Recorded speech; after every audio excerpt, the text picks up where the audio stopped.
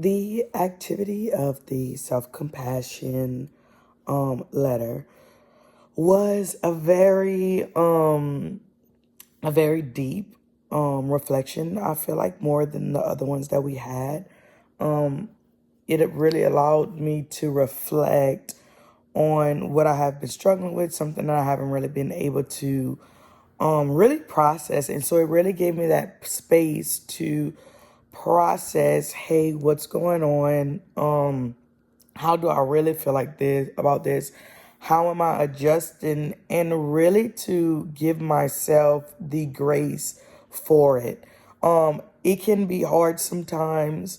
For me, I feel like I'm sometimes my um inner critic, and I'm the worst critic of myself. It's easy for somebody to show compassion to me, or even me for someone else, but it is extremely hard for me to show compassion to myself. So it was a very emotional, I can say that, just a lot of feelings, just processing it, and even some tears just to be able to say, hey, it's okay.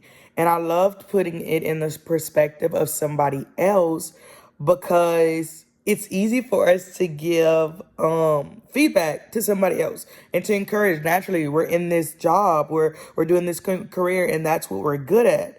And so to be able to actually turn that around and do it for ourselves, it was a tough one. And so I feel like this reflection will help me in the future to honestly kind of place myself like when I find sometimes when I'm with a client and we see what's going on. We want these changes and it's just kind of hard for us to be like, hey, like this is the answer. It really would allow me to give them more grace. Just me putting myself in their shoes. Just so that they can be able to, get everything out to me. And I don't have any biases or anything in my mind. So I think definitely this helped me to make sure that I constantly remember, hey, let me put myself in their shoes. But also even to use this as a practice with my clients in the future to be able to, when it's hard for them to find this compassion for other individuals, like family members or anyone that may cause them pain to do this and just something to themselves, because a lot of times we don't think about what things affect us and what hurt us. So I think it would be such a really cool exercise for them. So I'm super grateful to be able to do that for myself and to have this experience with the clients. But it was hard at first getting out my thoughts. It was easy for me to point to everything I was struggling with because naturally that's comes easy for me. And to come up with all the things that I find negative or I'm struggling with. But this letter really shifted my mind, and I had to look at the situations different. And after reading it, I'm like, wow, like I needed this. I needed somebody to tell me, hey, it's okay.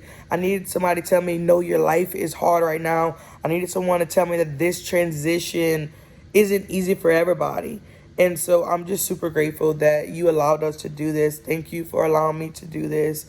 And I'm honestly, I think as I go to this through the transition, part of mine was about, pregnancy and transition from one child to another one, being a wife, mom, all of that while pregnant. And so I think I'm gonna have to make this a weekly reflection or just to do it because I've been super hard on myself. And so yes, so thank you for allowing me to have this, and I hope you enjoyed my reflection on how I feel about this letter. Thank you so much.